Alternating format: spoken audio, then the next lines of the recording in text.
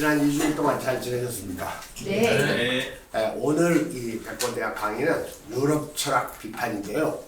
그 유럽 철학 비판이라고 해놓고 그 아래에 써 있는 사람들의 이름들이 좀 거창한 이름들이죠. 네. 누구누구입니까? 마르크스, 또 프로이트, 니체, 그 다음에 푸코가 있죠. 그리고 푸코 전에 소실에 대해서 좀 얘기를 할 겁니다.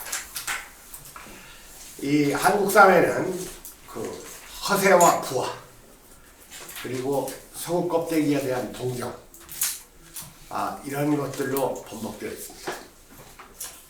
이렇게 된 데는 무엇보다도 한국 지식인들의 책임이 크다고 생각해요.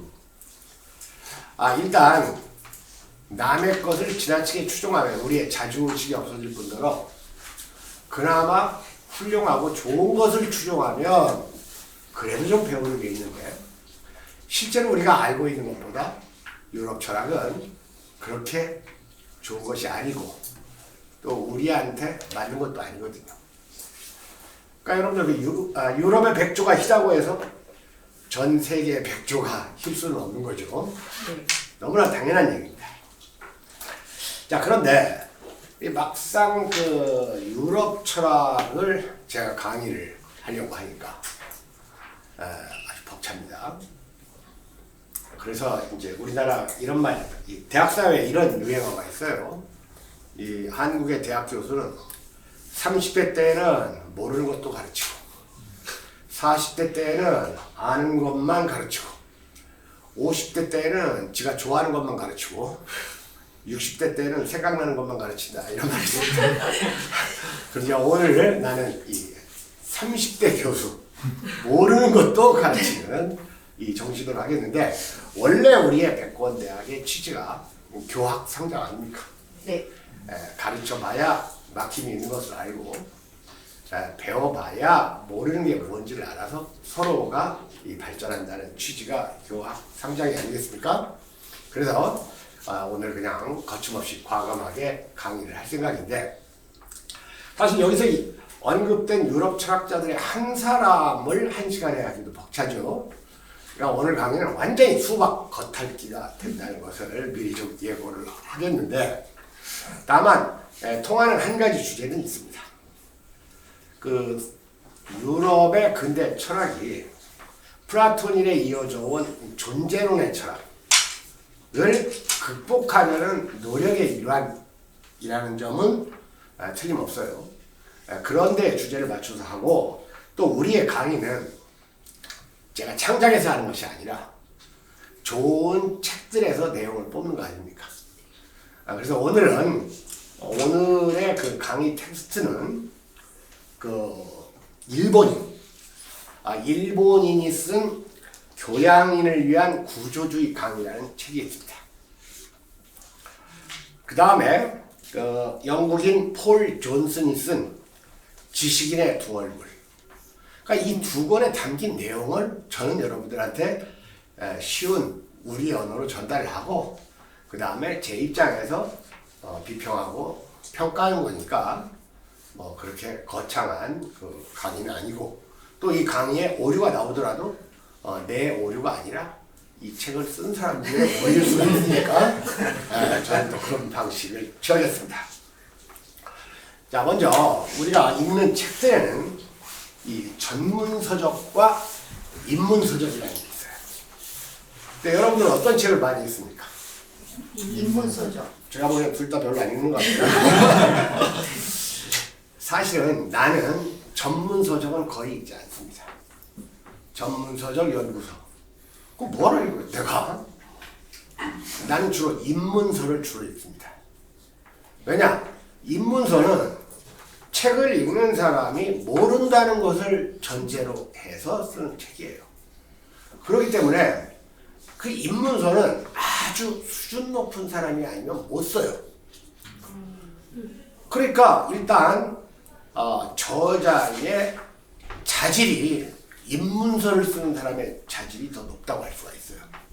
반면에 전문서는 깊이가 있는 사람이 쓴다고 할 수는 있겠지만 이제 여기서 전문서는 알고 있는 것을 전제로 하고 쓰기 때문에 우리한테 지금 다른 공부하기도 바쁜데 이 유럽 철학까지 공부하는데 전문서적을 공부할 필요가 없다는 겁니다. 동의하시죠? 네. 근데 진짜 문제는 뭐냐? 입문서를 써야 되는데 꼭 전문서적처럼 쓰는 사람들이에요. 글을 못 쓰는 사람이 바로 그런 사람들입니다. 이 페이스북 같은 데도 글 쓰면서 아주 간단하게 개론을 소개해야 될 글을 거기다가 뭔가 심오한 거, 자기만이 알고 있는 것을 담는 사람들이 있죠. 그리고 독자를 염두에 두지 않는 글을 쓴다 그겁니다. 그런 사람들이 저는 자질이 부족한 필자라는 생각을 해요. 마치 자기가 전문인이나 되는 것처럼 보여야지 그게 좋은 것처럼 생각한다는 것은 벌써 그 생각 속에 지적 컴플렉스가 저는 있다고 봅니다. 그래서 다만 이제 우리가 책을 읽을 때 나는 이 배우기가 있어요. 예전에 우리 백건대학교 노래 나올 때 뭐 배우자 하고 나오는데 사실 그게 그렇게 좋은 건 아니에요. 책을 읽을 때 나는 배우려고 읽지 말고 알려고 해서 읽어야 합니다. 평생 배우기만 하는 사람들이 있어요. 그럼 배우는 것은 지적 정보를 자꾸 집어넣는 데만 집중하지 자각하거나 깨닫지 못한다고 합니다. 그러니까 여러분들 지금 형식은 제 강의를 들으니까 배우는 형식일지 몰라도 강의를 듣건 책을 읽건 목적은 배우는 데 있는 게 아니에요. 배우는 건 수단이에요. 그죠? 아는 데 있다. 따라서 강의를 듣건 책을 읽건 끊임없이 내가 무엇을 모르는가에 대해서 물어야 돼요. 무엇인가를 알려 노력하지 말고 내가 무엇을 모르는가를 먼저 확인하는 게 저는 좋은 공부 방법이고 수강 태도라고 생각을 합니다. 자, 서양 철학이라는 것은 한마디로 이 존재론의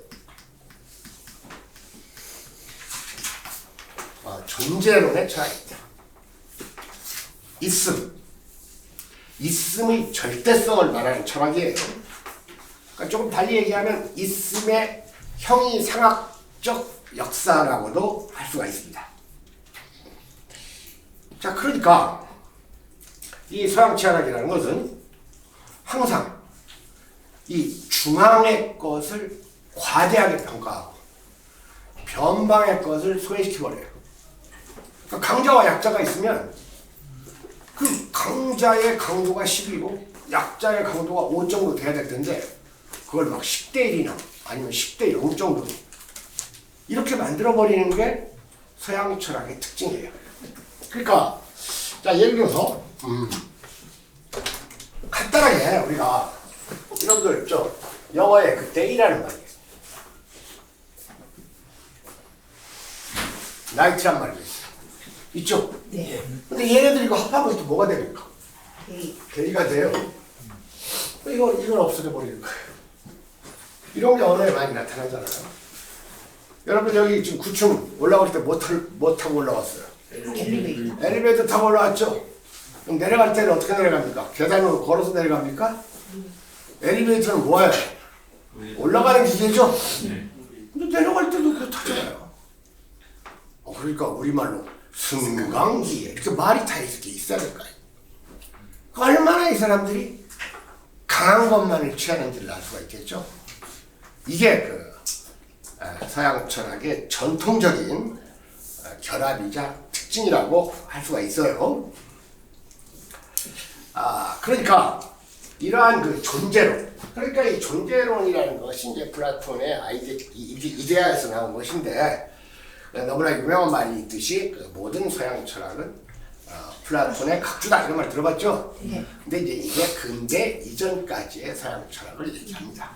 그리고 이러한 존재론의 형이상학을 극복해 보려는 노력으로 나타날 철학이 구조주의예요. 구조주의. 스트럭처럴리즘 뭐 이렇게 얘기하죠. 저는 가급적이면 이 강의하면서 뭐 원어로 안 쓰고 영어로 안 쓰고 한문 안 쓰고 그러려고 해요. 왜냐면 일단 정확하게 쓰기가 좀 힘도 들고 두 번째로 다 우리말 해서 강의해야 돼요. 서양 사람들이 한국 강의하면서 김치 하면서 김치는 한글로 써줍니까? 그 사람들이? 안 그렇잖아요. 그냥 다 우리말로 가급적이면 쓰려고 합니다. 그래야지 또 강의하는 사람도 편하고 듣는 사람도 편해요. 그래서 이 구조주의라는 건 한마디로 얘기해서 이 서양의 존재론을 극복하려는 노력이다. 이렇게 말할 수가 있어요. 존재론을 극복하려는 노력. 그러니까 여러분들 그 서양 철학의 존재론이라는 것이 얼마나 권위를 행사해 왔습니까? 그러니까 결국 이 구조주의는 그 오랜 전통의 권위를 부수는 철학이기도 해요. 그리고 이 구조주의 자체가 가지고 있는 다원성과 상대성이 어떤 권위 있는 것이라도 비판을 해야 된다는 이러한 인식에서 출발을 하고 있어요. 이 책의 필자인 이 일본인 우치다 타치로는 마르크스를 구조주의의 원류로 넣고 있어요. 이건 상당히 독창적이면서 그럴듯한 관점인데 뭐 계몽주의를 넣기도 하고 그만큼 마르크스라는 사람이 이제 다양하고 이쪽으로도 해석될 수 있는 소지가 있고 저쪽으로도 해석될 수 있는 소지가 있고 또 상호 모순 상충하기도 하고 그래서 어느 한쪽을 비판하면 그 반대되는 의견도 마르크스 책에 있으니까 이거 가지고 투둔할 수도 있고 그게 마르크스 책의 특징입니다. 박유하 교수의 제국의 위안부하고 비슷한 특징을 갖고 있다는 겁니다. 그렇게 돼요. 자, 그런데 바로 그렇기 때문에 어떠한 권위 있는 이론이나 사상도 비판할 소지가 있다고 보는 것이 구조주의예요. 자, 그런 점에서는 여러분들 마음에 들죠? 그러니까 교조적인 마르크스주의자들은 구조주의를 무지하게 싫어합니다. 배척해요. 배척하는데 정작 마르크스는 구조주의의 성격을 갖고 있어요. 그러니까 여기서 제가 이 강의를 왜 하느냐. 자, 여러분들 우리가 그 어려서부터 그냥 숱하게 들어왔던 마르크스, 프로이드, 니체 이런 사람들을 생각해 보세요. 자, 우선 쉽게 우리가 많이 접근했던 마르크스와 프로이트, 얘가 프로이트를 생각해 보세요. 프로이트가 얘기했던 뭐 무의식이고 잠재의식이고 그 다음에 뭐 오이디푸스 컴플렉스고 이런 건 일부의 사람들에게 적용될 수 있는 논리예요. 그리고 프로이트가 대상으로 삼은 사람들은 문학 속의 인물들이거나 환자들이에요. 유럽인들입니다. 그러니까 프로이트는 들어보세요. 그런 점을 전제로 하고 자기의 논리를 편 거예요. 그러니까 프로이트는 오류가 없어요. 그걸 일반적인 진리로 받아들이는 프로이트 신봉자들, 한국에 그 사람들이 오류가 있는 거예요. 아시겠죠? 마르크스도 마찬가지입니다. 마르크스는 사람의 의식과 인식이 무엇을 만들어내느냐에 따라서 결정된다. 다시 말해서 탈중심화를 시켰다 그겁니다. 근데 그런 사람도 있어요. 자, 사람은 계급적 사고를 한다. 이게 프로이트, 이게 마르크스의 생각 아닙니까? 그죠? 계급적 사고를 하는 사람도 있고, 안 하는 사람도 있어요. 그리고 마르크스가 얘기한 것은 자본주의로 치닫고 있는 주로 영국 사회를 얘기한 거예요. 그러니까 마르크스는 오류가 없어. 근데 그걸 전 세계인이 그렇고 아시아의 조선 사람도 그렇다라고 보는 한국 지식인이 오류라 그겁니다. 그러니까 대부분 이런 오류는 흑백 논리의 오류거나 아니면 성급한 일반화의 오류를 범하고 있다 그겁니다. 유럽 철학을 일반화시켜서 추종하는 사람들은 꼭 그런 생각을 먼저 하셔야 됩니다. 자, 그래서 이 근대 유럽 철학의 형세라는 것은 이런 존재론의 철학, 존재론의 철학이 이제 극복되기 시작하면서 여러분들 해겔주의라는 말을 써요. 그리고 뭐 줄여서 막스주의라고 할게요. 마르크스 넉자로 쓰면 시간 걸리니까. 막스주의. 그 다음에 이게 실존주의입니다. 실존주의. 그 다음에 구조주의. 그 다음에 요즘은 이제 탈구조주의에서 이 포스트라는 것은 뭐뭐 이유를 뜻하는 라틴어입니다. 그러니까 여기서 포스트 구조주의라는 것은 구조주의가 틀렸다는 것이 아니에요. 이것을 확정적인 역사로 보고 이것보다 더 나은 어떠한 것을 찾기 위한 노력이에요. 포스트라고 해서 그 이전 것을 부정하는 게 아닙니다. 자, 이런 형세를 띄워왔어요. 근데 이 서양 철학의 형세가. 그런데 여기 보세요. 주의가 붙었죠. 이 주의가 붙었습니다. 사람 이름에 주의자가 붙는 철학을 조심해야 됩니다. 대부분 과장되거나 아니면 극단화된 교주주의자들이 특징을 합니다. 어떻게 사람 이름에다가 주의를 붙여? 그러니까 마오주의, 그것도 위험한 거예요. 그러니까 심지어는 김김주의 이런 말도 쓰는 사람들 있죠. 나는 사람 이름 다음에 주의자는 붙일 수 없다고 생각합니다.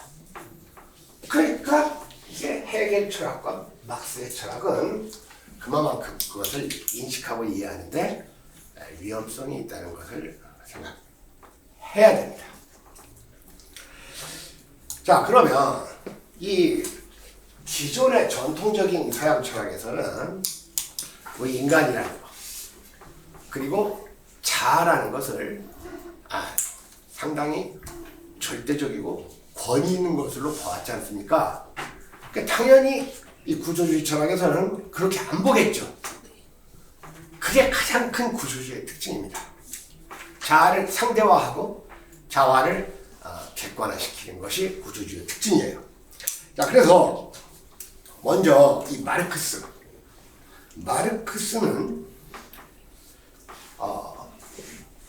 자아 또는 나는 누구인가 이걸 중시하지 않았습니다. 하나도. 그럼 뭘 중시했어요, 마르크스는? 나는 어떤 일을 하는가 그게 중요한 겁니다. 나는 누구인가가 아니라 어떤 일을 하는가. 자, 이걸 마르크스는 중시했어요. 그러니까 여기서 어떤 일이라는 건 뭐 계급적 차이가 있을 수 있겠죠. 그러니까 결국 나라는 존재는 주체적이에요, 비주체적이에요? 비주체적이죠. 이게 조선의 주체 철학하고 가장 상반되는 부분입니다. 나는 누구인가가 아니라 나는 어떤 일을 하는가. 그리고 이 나라는 것은 자아라는 것은 계급의 이익을 대변하는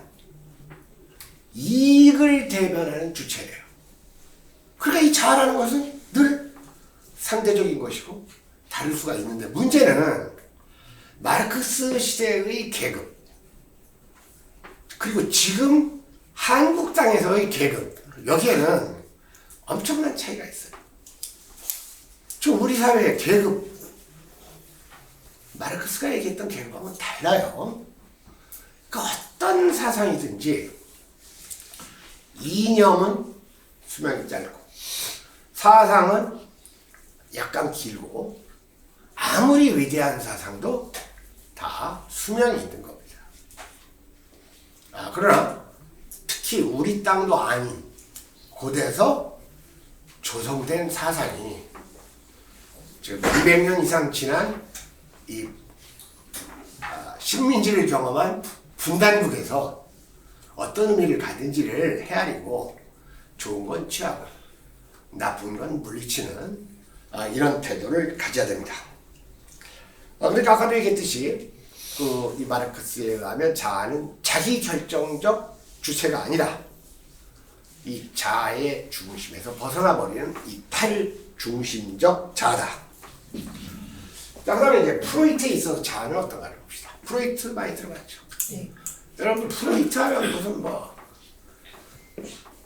어려서 별별 말들이 했잖아요. 저 그럼 프로이트 말 중에서 무슨 이게 학문을 어떻고 이런 거 전혀 다 허구라고 생각합니다. 네. 그런 놈들도 있어요. 간혹 가다가. 응? 근데 그걸 일반화시켜서는 안 되는 거고 오이디푸스 컴플렉스? 나는 그건 허구라고 봐요. 받아들일 수가 없어요. 무슨 오이디푸스 컴플렉스가 있으니까 사람이. 그것도 왕허구인데 오늘은 이제 그런 얘기를 하려고 하는 게 아니라 이 프로이트에 있어서의 자아, 이건 상당히 의미 있는 발견이에요. 프로이트에 있어서의 자아는 이 마르크스하고 달리 그 자아가 아주 주체적이지 않고 이 의식하지 못하는 무의식의 자아가 따로 있다는 얘기는 들어봤죠? 네. 그러니까 그 무의식의 자아는 자기가 의식하고 싶어하지 않는, 자기가 의식하고 싶어하지 않기 때문에 의식하지 못하는 자아예요. 그러면 자기의 어떤 자아를 자기도 모르게 의식하지 않게 되는 이러한 기제, 이것을 프로이트는 억압이라고 하는 거예요. 억압이란 말 들어봤죠? 네. 예. 억압이라고 하는 겁니다. 그러니까 자기를 부끄럽게 만든다거나 자기를 불리하게 만드는, 그리고 자기의 일을 제대로 못하게 만드는 어떠한 생각은 안 한다는 거예요. 그 생각이 무의식의 방에 머물러 있도록, 의식의 방으로 건너가지 못하도록 방과 방 사이에는 문지기가 있어가지고 이를테면 그 문지기가 조정을 한다는 거예요. 그게 억압인데, 예를 들어서 이 오치다의 책에 나오는 예는 그 일본인들의 어떤 이야기를 하나 예로 들고 있죠. 그래서 이제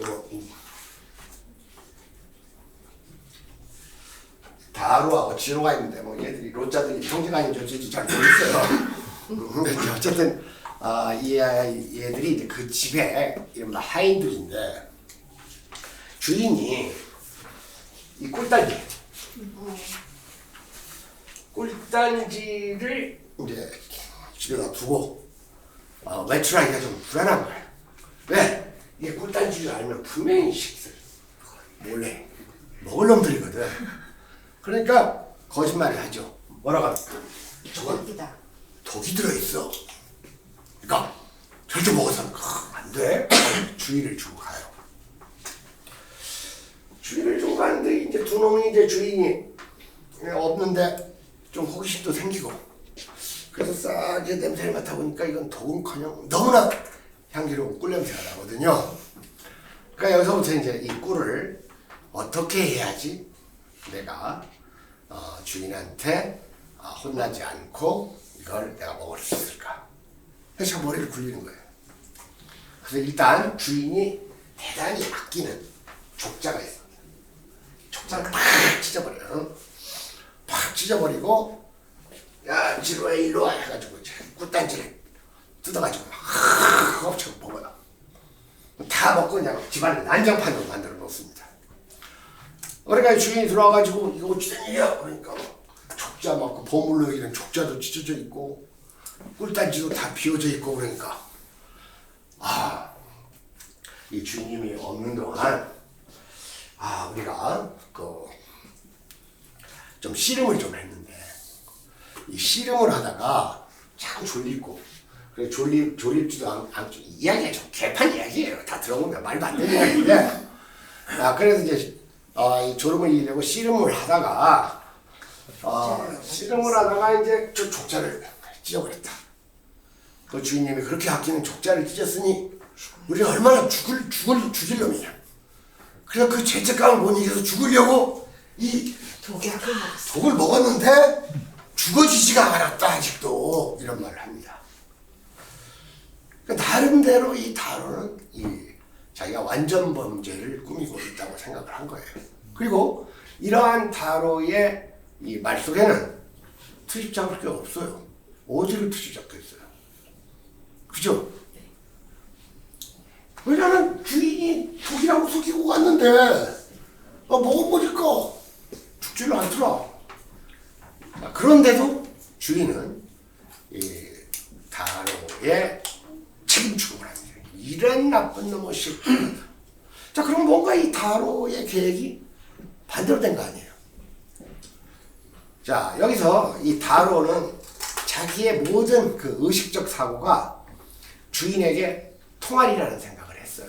그러나 어떤 사고 하나만은 의식화하지 않았느냐?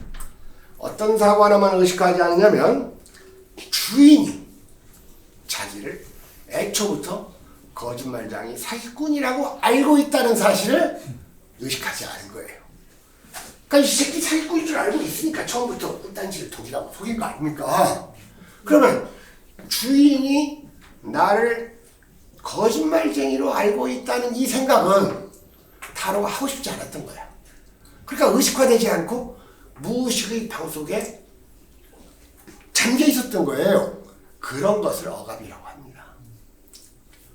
좀 그럴듯은 하죠. 그럴듯한데 이게 무슨 모든 사람들의 얘기입니까? 이것도 일부의 얘기예요. 그리고 당당한 사람들은 그런 생각 안 해요. 그러니까 이렇게 프로이트는 문학 속의, 아까도 얘기했지, 문학 속의 인물이나 또는 환자들을 대상으로 그런 얘기를 했는데 한국의 지식인들은 모든 인간들이 그러는 것처럼 무슨 글 쓸 때 꼭 그렇게 쓰고 그런단 말입니다. 그러니까 프로이트가 오류가 아니라 그걸 받아들이는 이 한국 지식인들. 이 오류고 이러한 지식인들한테 유럽 철학을 인문학이라고 배운 대중들이 또 오류에 빠진 거예요. 유럽 철학이 뭔 인문학입니까? 유럽 철학이지 그냥. 그렇지 않습니까? 요즘 인문학이라고 얘기되는 참 많은 이 프로그램들을 보니까 거의 백해무익에 가깝던 거예요. 그럴 할 필요 없어요. 그냥 좋은 인문서, 인문이 아니라 인문서 아까 얘기했듯이 해서서 그런 거 한번 정독하는 게 낫습니다. 자, 여기서 이제 니체라는 사람이 있어요. 문제적 인물. 이 문제적 인물 니체라는 사람이 있는데 이 한국의 모양주의가 이 니체라는 사람이에요. 이 유럽 철학자들은 막 선풍적으로 인기를 타잖아요. 그래서 한 3년에서 10년 정도 가다가 어느 날 싹 사라지잖아요. 네. 그죠? 네. 최근 한국에서 제일 막 유행을 타고 있는 사람은 누구예요? 질 들웨즈라는 사람 들어봤죠? 막 그 사람 얘기하면 엄청나게 유식한 사람 또는 알티세르 이런 사람들 들어봤죠? 한 사람은 자기 마누라 목졸라서 죽이고 한 사람은 아파트에서 투신해서 자살했죠? 예. 그러니까 이제 또 싹 없어져요. 바로 이런 현상이 계속 반복되고 있는 거예요. 니체가 한국에서 아주 유행을 탈 때 이화여자대학교에서 제일 좋아하는 남자 1위에 니체가 올랐었어요. 지들이 뭘 안다고 그게. 예. 이런 게 바로 이게 이 허세와 부하로 들뜨고 있는 한국 사회의 비정상적인 현상을 얘기하는 거예요. 일단 니체는 이 선악과 기존의 선악과 도덕에 의식을 해야 된다. 이런 걸 얼마든지 할 수 있는 말이에요. 그죠? 이런 걸 할 수 있는 말인데 이 니체의 이 도덕 계보학 같은 거 이런 것들이 이제 푸코에게 영향도 많이 줬고 나름대로 상당한 탄탄한 학문적 논리가 있어요. 도덕 계보학 같은 것은.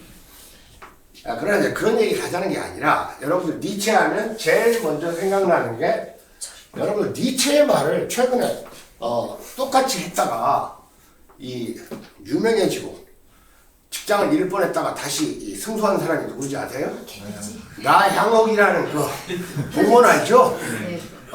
민중은 개새끼다. 그 니체가 한 말이에요. 니체가 했을 때는 이화의 대생이 세상에서 제일 훌륭한 남자고 나향옥이 했을 때는 그냥 다 그냥 이렇게 되는 거예요. 그러니까 니씨하고 나씨하고 그렇게 차이가 많이 나요. 정말. 자, 그러니까 이 니체는 민중은 짐승의 물이다. 민중은 짐승의 물이라고 한 이유는 어디에 있습니까? 사람들이 모두가 닮아지려고 한다. 즉 균질화 때문에 그런 것이죠. 균질화해서 행복을 느낀다. 이것도 설득력은 있는 말이에요. 이런 사람들도 있어요. 그리고 적지 않아요. 그죠? 자, 그런데 이제 니체가 얘기한 이 짐승의 무리는 20세기의 대중사회입니다. 20세기의 대중사회고 그 전에 19세기의 이 공리주의, 이것은 19세기의 근대 사회를 얘기한 뭐 제러미 벤담이나 존 스튜어트 밀 이런 사람들 들어봤죠? 네. 그러니까 이런 사람들은 어떤 논리를 펴냐면 이 공리주의라는 것은 이기심을 좀 자제하자니, 이기심을 좀 자제해야지 모두에게 이롭다. 그러니까 결국은 목적은 이기적 목적에 의한 이기심의 자제가 되는 거예요. 그래서 상당히 합리적입니다. 우리가 쾌락도 계속 누리고 싶으면 어느 정도 자제를 해야지 그 쾌락을 연장할 수가 있지 않습니까? 그게 에피큐로스의 논리 아닙니까? 그러니까 저도 그런 논리를 생활하고 있는 게 있습니다. 술입니다. 절대로 술을 많이 안 먹습니다. 왜? 다음날 또 먹기 위해서 자제를 한다 그겁니다. 이 공리주의 논리가 그런 거예요. 많은 이득을 얻기 위해서 사유재산과 이기심을 조금씩 절제하자. 이게 이제 근대 시민사회의 모습이라면 니체는 19세기를 꽉 살다가 간 사람이에요. 그런데 미리 20세기 100년을 내다보는 발언을 했다 그겁니다. 그리고 이 20세기 대중사회의 어리석음 같은 것을 지적하는 이러한 지적은 날카로워요. 날카로운데 그 다음부터 이제 조금 이게 좀 헛나가기 시작합니다. 여기까지는 괜찮아요. 여기까지는 괜찮은데 그러면 이 짐승의 무리, 민중이라는 거, 이것과 반대되는 사람은 뭐냐? 귀족이라는 말을 써요. 귀족이 돼야 된다. 귀족은 주체적이고 문과 무를 겸비하고 온갖 찬사를 다 넣어놔. 온갖 찬사를 다 넣고 이 귀족의 상태가 아주 첨예화되고 높은 수준으로 승화된 사람을 뭐라고 하냐? 그 유명한 초인이라고 하는 거예요. 초인. 그럼 초인, 그러니까 짜라투스트라는 이렇게 말했다. 그거 알죠? 들어봤죠? 네. 들어는 봤지만 안 읽어본 책 중에 1위가 파우스트, 2위가 이철이다. 짜라투스트라는 조로아스터를 이제 발음하는 건데 여기서 그냥 계속 초인 얘기하면서 뭐 종교 얘기하고 막 그러잖아요. 초인이 얼마나 너희들은 초인이 아니야. 계속 니체가 귀족 얘기할 때도 니들은 귀족이 아니야. 짐승이에요. 그 다음에 초인 얘기할 때 니들은 잘 돼봐야 귀족 복귀는 못 돼봐. 이런 식이에요. 그러니까 이러한 니체는 이 본질에 대한 정의를 못해요. 이 민중이란 뭐냐? 개돼지다 해놓고 그러면 민중은 개돼지는 비유 아닙니까? 그럼 민중은 뭐냐? 귀족이 못된 것들이다. 그래요. 그럼 귀족이란 뭐냐? 민중을 혐오하는 거다. 민중을 혐오하는 게 귀족이다. 그러면 초인은 뭐냐? 귀족보다 더 높아진 거다. 이거 완전히 바꿔치기 정의예요. 이런 걸 바꿔치기 정의라. 바꿔치기. 미남이란 뭐냐? 주남이 아니다. 그런 식이에요. 세상을 시킵니다. 무슨 말이야 했죠? 이런 걸 바꿔치기 정의라고 하고 그 니체의 귀족론이 있으려면 개돼지 민중이 있어야 돼요. 그리고 니체의 초인이 있으려면 귀족과 민중이 있어야 돼요. 그래서 이걸 이 우치다는 아주 좋은 말로 써. 숙주철학이다 이거 말이에요. 숙주철학. 저는 이 말이 상당히 맞는 말이에요. 숙주철학이다. 그게 이 수준이에요 니체가. 그죠? 근데 뭘 이런 책을 이렇게 사부작으로까지 써가지고 그 사부작도 마지막 사부는 45분가 인쇄하고 끝났던 책이에요. 이러한 그 니체의 어떠한 이러한 그 바꿔치기 숙주철학 그리고 무엇인가를 혐오하고 배척하지 않으면 자기의 논리를 세울 수 없는 이러한 것들이 훗날 독일 나치즘으로 이제 나타나는 결과를 빚게 될 줄은 니체도 몰랐을 거라. 무슨 말인지 좀 이해가 되시죠? 그래서 바로 니체라는 게 바로 이렇습니다.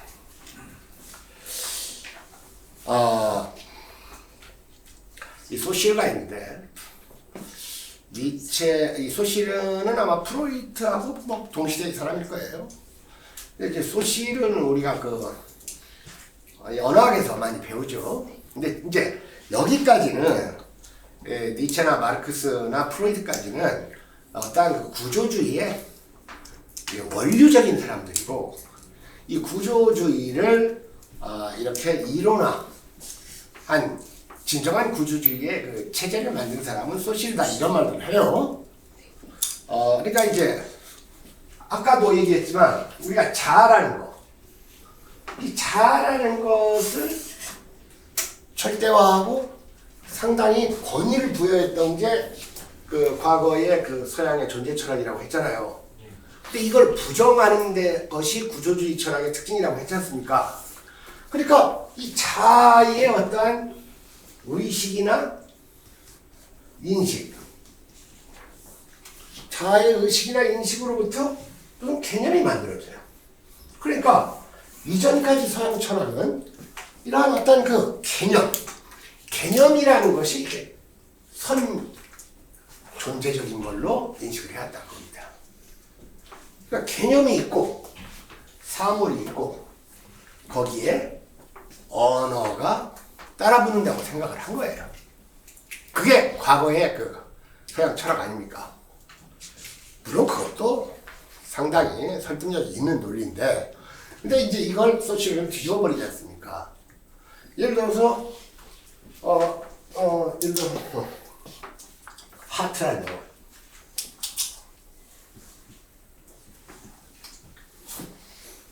팟캐스트 방송하는 사람이 하트라는 말을 쓰니까 댓글에 한국말로 합시다. 하트가 뭐예요? 뭐 이런 댓글도 달렸대요.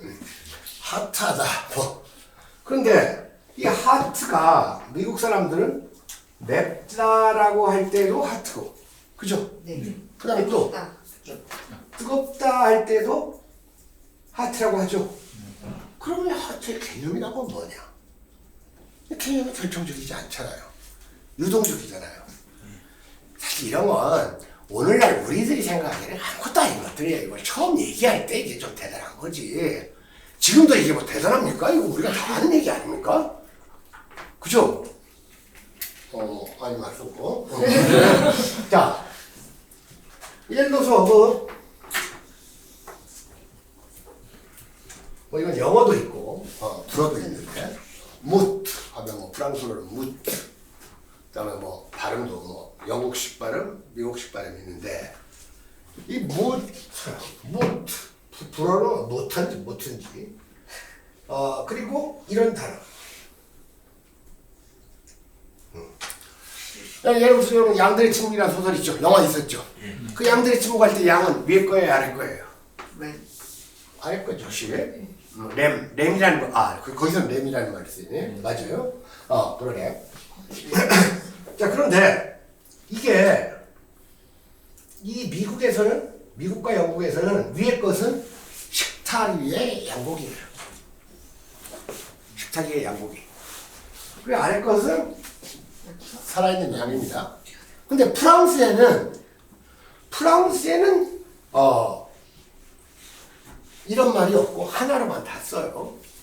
그러니까 양이라는 개념도 어느 나라에서는 두 개의 개념이고 어느 나라에서는 하나의 개념이고 뭐 이런 거 누구나 다 얘기할 수 있는 거 아닙니까? 그래서 뭐 기표와 기의 뭐 이런 걸 얘기하면서 다시 말해서 이 소시는 의식과 인식이 언어에 의해서 결정된다. 그러니까 여러분들 몸살이란 말이 있습니다. 몸살이 무엇인가를 서양 의사한테 설명을 하려면 한 30분 내지 1시간 정도 설명하고 나도 못 알아듣는다 그거예요. 그러니까 이런 말을 가지고 함으로써 이 소시가 어떠한 자아의식과 인식이 얼마나 불안정한 것이고 유동적인 것이냐를 얘기함으로써 학구적으로 이 구조주의의 문을 열었다. 이런 얘기들을 합니다. 자, 근데 소시르를 뭐 그 정도로 얘기하고, 자, 그 다음에 푸코가 있습니다. 이 푸코야말로 참 우리한테 많은 것을 생각하게 해줘요. 그리고 끊임없이 이 문제작을 생산해낸 사람 아닙니까? 미셸 푸코죠. 자, 그런데 일단 우리가 간단하게 그 푸코의 그 광기의 역사라는 책 들어봤죠? 옛날에는 이 광인을 이 배제하지 않고 이 사회에서 더불어서 공존했는데 유럽의 17세기는 대감금의 시대다. 해서 어떠한 표준형, 기준에 맞지 않으면 다 감금하는 시대가 17세기에 유럽에서 시작됐다 하면서 이 광인을 감금하기 시작했다. 사실 우리나라도 마찬가지예요. 저 어렸을 때만 해도 동네에 꼭 미친놈 하나 꼭 있었어요. 그래가지고 같이 이렇게 막 다니고 그랬지 않습니까? 근데 지금은 없잖아요. 에? 지금은 우리가 정신병자라고 얘기하는 사람들 안 보이잖아요. 왜? 가두니까.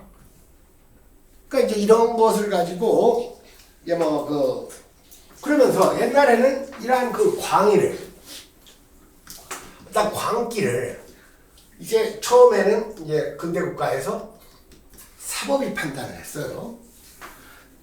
사법이 판단하는데 이번에 이재명 시장이 자기 형 이게 광인인지 아닌지 좀 알아보라 할 때 어디에다 의뢰해요?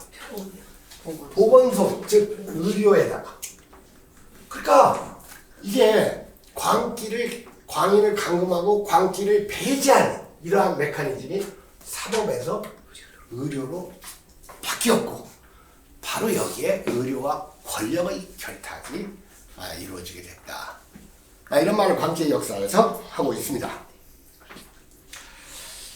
자, 그 다음에 신체 간단하게 얘기합시다. 신체도 국가 권력이 통제한다 그겁니다. 그러니까 사실 여러분들 우리가 옛날 고문 받는 이야기를 들으면 정말 무시무시하죠. 그리고 막 어떻게 저 사람들 그걸 막 견뎠겠는가. 사륙신 인두가 식었다 또 대표하라 막 하고 막 끓는 물에 넣으면 물이 식었다 막 이런 식으로 그런 게 일화가 있지 않습니까? 우리 같으면 그냥 들어가는 순간 까무라칠 거 아닙니까? 나는 뭐 손톱이 이렇게 긁는다든지 그리고 고춧가루 여기다 넣는다든지 저는 상상도 못하겠어요. 근데 일제시대만 해도 고문들을 잘 견뎠어요, 여러분들. 그 일본 놈들 고문 형틀이 있는 저기 뭡니까 대련 밑에 형무소 여순 감옥 같은데, 그리고 저 무장항쟁 기념관 같은 데 가서 보세요. 그런 걸 오래 견뎠으니까 계속 그런 공부를 했을 거 아니에요. 다시 말해 사람이 느끼는 신체의 고통도 시대마다 다르다는 거예요. 그러니까 러시아 전쟁에 참전했던 프랑스 군인들이 뭐 팔다리 잘라내고도 바로 또 많이 타고 가고, 팔 하나 잘라내고 이걸로 가고, 그러니까 고통을 별로 안 느꼈다는 거예요, 그때 사람들은. 이게 어떠한 그 국가 권력의 어떠한 통제와 조작에 의해서 이렇게 신체가 느끼는 고통까지도 시대마다 달라진다는 거예요. 원래 푸코의 사상 자체가 점진적으로 뭐가 진보적으로 단선으로 발전하는 게 아니라 어떠한 제도나 어떠한 관념은 몇몇 특정한 사건이나 목적에 의해서 만들어진다. 그런 걸 파헤쳐나가는 게 그것을 계보적으로 파헤쳐나간다는 점에서 니체의 도덕계보, 계보학을 푸코는 이어받았다고 할 수는 있는데 지금 얘기는 그런 거예요. 그 신체도 어떠한 미모라는 거 이런 것도 시대마다 다르고 그 정권의 목적에 따라 달라요. 국가 권력의 목적에 따라. 그러다 보니까 이제 그 신체를 통제하기 위해서 대표적으로 근대 국가에서 주련한 게 체조라는 거예요. 체조. 그래서 왜 신체를 통제하냐? 신체의 통제를 통해서 정신을 통제하려고 하는 거다. 그겁니다. 그러니까 말에 탄 장수를 쏘지 말고 말을 쏴라. 말을 쏘기는 쉽잖아요. 말을 쏘면 말에 탄 장수도 장동으로 거꾸로진다. 이제 이런 논리예요. 그러니까 사실 이 우리가 신체가 만들어내는 어떤 동작, 행위, 걸음걸이. 여러분 일본 사람들은 이 명치유신 전까지는 일본 사람 특유의 걸음걸이가 있습니다. 여러분 그 씨름 선수들 일본 씨름 그 스모인가 뭔가 그거 하는 사람들 걸음걸이 진짜 생각나지 않아요? 약간 좀 고릴라처럼 걷지 않아요? 이렇게 걷잖아요. 걸을 때, 이게 오른발 나갈 때 오른발 어깨 가라고 이렇게 걷잖아요. 그걸 일본식 걸음 그러면 난바라고 그래요. 일본 사람들은 메이지 유신 전까지는 다 그렇게 걸었어요. 전 사람들도 이렇게 양반들 팔자 걸음하고 양반 흉내내는 평민들도 하고 그러죠. 근데 지금은 일본 놈이건 조선 놈이건 걸음걸이가 다 똑같아졌어요. 그 걸음걸이는 뭐냐? 근데 유럽 군인들의 걸음걸이입니다. 그런 식으로 이런 것을 좀 발견하고 논리화시키는 이 푸코는 참 놀랍죠. 그 다음에 이제 여러분들 이런 말 들어봤죠? 현대는 성의 억압에서 해방된다. 여기에서 두 가지. 먼저 옛날에는 성의 억압이 있었는가? 두 번째로 이게 진정한 해방인가? 이게 진정한 해방이면 안희정이가 그렇게 하루아침에 배가 막히고 잘 생각을 해보세요. 물론 거기에 뭐 위력을 행사했다는 그러는데 어쨌든 그건 기본적으로 성문제입니다. 이렇게 놓고 볼 때 현대에 들어서 성의 억압이 해방됐다는 말을 얼마든지 불신할 수가 있다 그겁니다. 그리고 옛날에 억압이 있었어요? 조선시대 그림들 한번 보세요. 별의별 체리가 다 나옵니다. 여러분들 좀 옛날 조각들 보세요. 옛날 사람이 지금 사람들보다 결코 성에 있어서 덜 다양했다라고 하는 생각은 현대인의 착각일 수가 있어요. 그리고 현대에 들어 성이 해방됐어요? 억압에서 풀어놨어요? 어떻게 합니까? 누구든지 성을 말하게 하잖아요. 그걸로 사람들은 성이 자유로워졌고 성 담론이 활성화됐다 해서 더 좋아졌다고 생각을 하는데 사실 잘 보면 유럽 근대 소설에부터 성이 이렇게 말해지기 시작한 거예요. 그래서 마치 옛날에는 성에 대해서 말하는 것조차 금기시됐다는 식으로 우리는 조선시대를 이해하고 있잖아요. 조선시대의 북상기 같은 희곡 보세요. 옛날에도 훨씬 다 말했어요. 그러니까 성은 옛날이나 지금이나 별 차이가 없어요.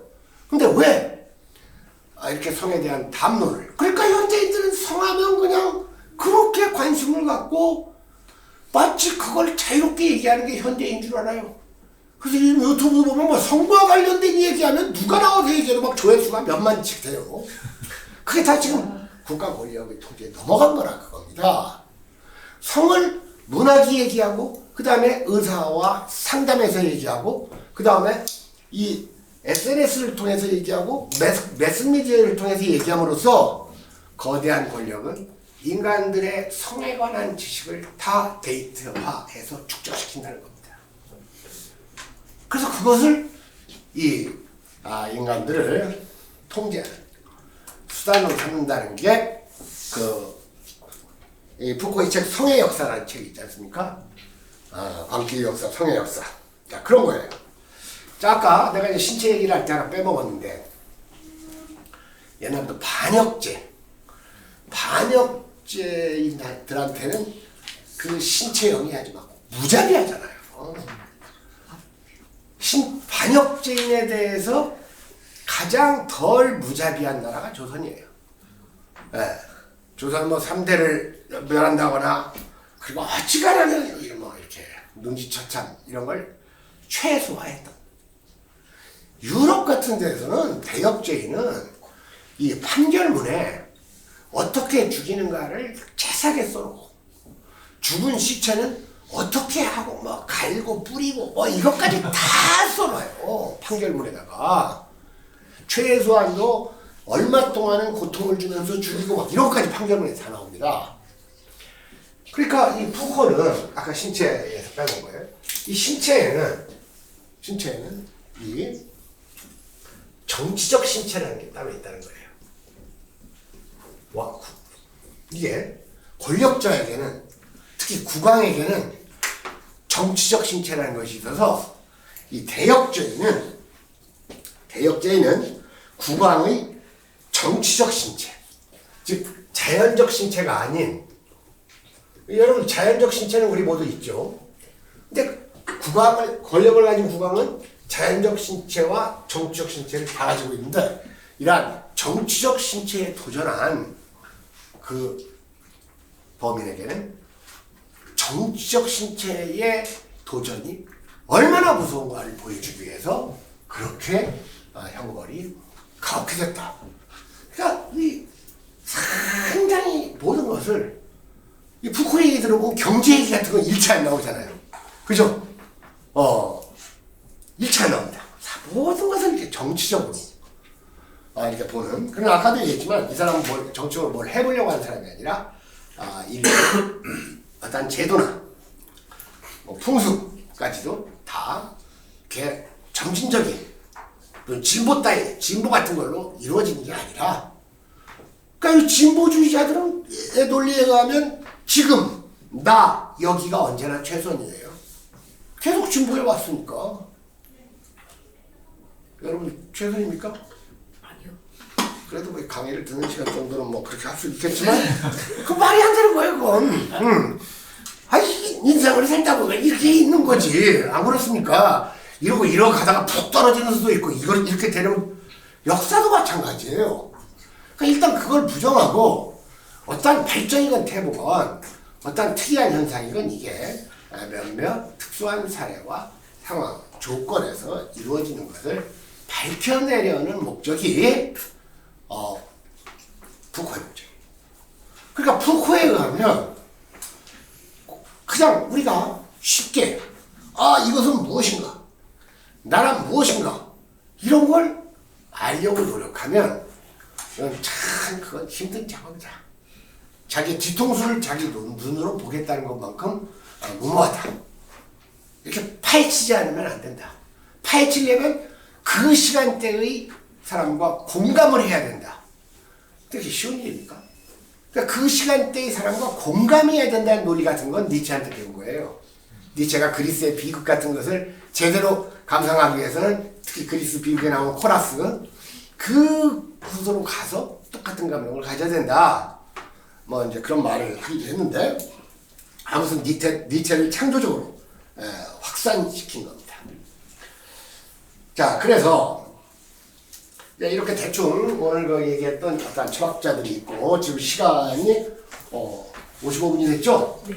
자, 간단하게 과연 그러면, 자, 여러분들 우리가 지금 유럽에 뭐 슈퍼스타라고 얘기되는 지식인들을 봤어요. 자, 그런데 여기에서의 어떤 그 인간의 보편적 유의는 그들에게 어느 정도 적용되어야 하는가? 이 문제를 한번 마지막으로 생각해보자, 그겁니다. 자, 여러분들 이런 말 들어봤어요? 배운 사람이 왜 이래? 이런 말 들어봤습니까? 그럼 여러분들은 배운 사람이니까 그런 말 들어본 거예요. 못 배운 사람들은 그런 말 안 할 거 아닙니까? 그죠? 근데 여러분들 배운 사람이 왜 이래? 이건 성리학의 전통이고 요술입니다. 왜냐? 배운 사람이 왜 이래 이 말 속에는 지식뿐만이 아니라 인격적으로 좀 우월해야 된다는 뜻이 들어가 있는 거예요. 그죠? 괜찮은 말이에요. 그러니까. 근데 자 여러분들 지금 그 아래에 나오는 이 지식인의 두 얼굴에 나오는 짱자크 루소 뭐 연상연하의 여자와 이렇게 관계를 갖는 건 뭐 그건 얼마지 뭐 짱자크 루소에게는 아무것도 아니고 그 가난한 그 세탁부를 하녀처럼 부려먹으면서 결혼 생활을 하고 낳은 아이의 이름도 짓지 않고 성별도 확인하지 않은 채 차례대로 5명을 고아원에 보내는 짱자크 루소의 인격차라는 건 무엇인가? 그 당시에 파리, 루소는 원래 스위스 사람이에요. 파리의 고아원에 보내지면 80%가 죽습니다. 첫째. 그리고 5%만 성인으로 성장하는데 그 성인도 다 불황자 이런 걸로 성장을 해요. 근데 그런 것을 키워보려는 시도조차도 안 한 거예요. 그러니까 이름도 안 짓고 이걸 차례대로 5명을 다 고아원에 보낸 짱자크 루소가 자연으로 돌아갈 게 아니라 지가 고아원으로 돌아갔어야 되는 거 아니냐 이런 생각을 우리는 할 수 있는 거예요. 그렇지 않습니까? 자 여러분들 마르크스의 부인이 이엔입니다. 자기 부인이 귀족의 후예임을 항상 자랑하고 다녀요. 이 프롤레타리아를 중시하는 사람이. 그리고 프롤레타리아를 직접 만나본 적도 거의 없어요. 마르크스는. 그러면서 그 가정부 레첸인가요? 가정부 레첸을 데리고 딸들하고 예니하고 2칸짜리 방에 살면서 2 여자를 동시에 임신을 시키고 그 가정부에서 난 아이를 끝까지 자기 아이가 아니라고 나중에 에겔스에게 사정해가지고 네 아이라고 좀 해주라. 그러고 자기 늘 돈만 달라고 하니까 사이가 틀어져가지고 돈도 안 주는 아버지 장례식도 안 가고 엄마하고도 의존하는 자 이러한 마르크스라는 지식인을 우리는 어떻게 생각해야 할 것인가. 인형의 집을 쓴 립세 최소한도 10세, 15세 소녀와 성관계를 갖고 자기가 낳은 아들이 찾아오니까 단돈 5크라운을 주면서 이건 네 엄마한테 주는 거다. 나부터 나서하지 마. 하고 끝내 아들을 만나주지 않았던 립세. 그 인형의 집이라는 게 뭘 내가 나는 인형이었네. 바보 같은 얘기들 그게 그 페미의 원조예요. 아무하고 우리 상관없어요. 립세. 자, 그 다음에 여러분들 그거 뭐 톨스토이 얘기는 잘 알죠. 톨스토이는 자기가 밖에서 만나던 그 내연녀가 임신을 하니까 자기 집으로 들여가지고 하늘처럼 부려먹다가 아들 나니까 아들을 종처럼 부려먹다가 마구간에 보내가지고 마부로 성장시키고 끝내 자기 아들이 아니라고 했던 이 톨스토이. 자 이런 사람들 우리가 비교적 괜찮은 사람이라고 하는 사르트, 까미 얘들 레지스탕스라고 하는 레지스탕스 한 적 없어요. 임레지예요. 임레지. 내가 알기로는 이 사람들은 레지스탕스 포스터 한 장 붙인 적은 있습니다. 네. 근데 우리 그 사람들 거대한 무슨 레지스탕스 혁혁하게 활동한 줄 알잖아요. 자, 우리가 이런 사람들을 과연 어떻게 봐야 될 것인가? 다시 말해서 성리학의 최대의 덕목인 수신제가의 문제. 물론 사대부에게 도덕이 지나치게 강조돼서는 안 돼요. 사대부라는 건 앞에 사자는 학자, 선비라는 뜻이고 대부라는 건 관리라는 뜻이에요. 그러니까 학자적인 관리의 능력이 있고 그러나 단 마지막까지 침범해서 안 되는 인간의 보편적 윤리라는 건 이건 동서양을 막론하고 5대양 6대도 나는 다 있다고 보는 거예요. 그죠? 네. 영원하지는 않겠죠, 물론 그게. 그래서 우리가 서양 학문, 서양의 지식인들, 서양의 철학자들을 그저 있는 그대로 이 정도 선에서 봐주는 게 좋지 않을까 다시 얘기해서 항상 주체적으로 해석하자고 봅니다. 뭘 개돼지 민중이고 귀족이고 초인이야. 이거 유학에서 얘기하는 이거 소인이고 이거 군자고 이거 성인입니다. 그리고 유학에서는 성인이 누구고 군자가 누구고 소인이 누군지를 구체적으로 다 밝히고 있잖아요. 뻔한 거 우리 거 훨씬 좋고 완벽한 거 놔두고 이런 거에 현혹돼가지고 가장 존경하는 남자 해가지고 대학생들 하게 옛날에 고려대학교 바보 새끼들은 박정희를 최대한도 존경한다고 하고 그랬으니까 이 대학생 새끼들 다 무식하다고 보면 돼야지. 알겠습니까? 그럼 뭐 1,6은 3,6은 다 그래 보면 됩니다. 제가 오늘 30대 교수의 입장에서 수고드렸습니다.